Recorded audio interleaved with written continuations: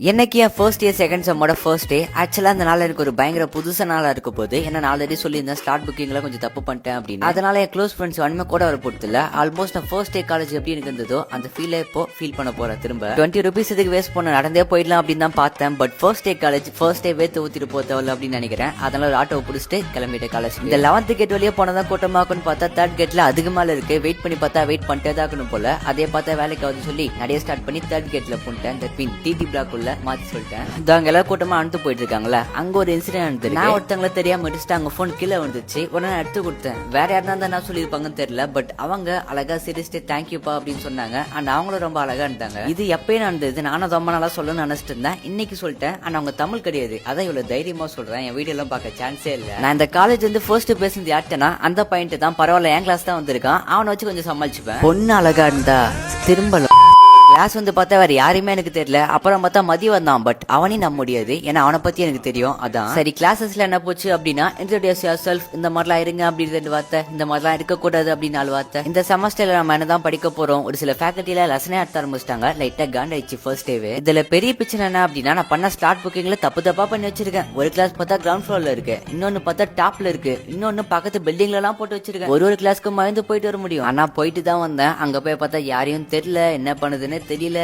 ஒரு மாதிரி வாழ்க்கையை எடுத்துட்டு நான் இன்னைக்கு செம்ம காண்டாயிட்டேன். எது அப்படியோ இந்த செமஸ்டர் ஃபுல்லாக நான் அப்படிதான் இருந்தாகணும். எப்படி இருக்க போறேன்னு தெரியல. பட் ஆனா இதுதான் ஆகணும். இதோட இந்த வீடியோ முடிச்சுக்கிறேன். அடுத்து பார்ப்போம் எப்படி இருக்கேன் அப்படின்னு.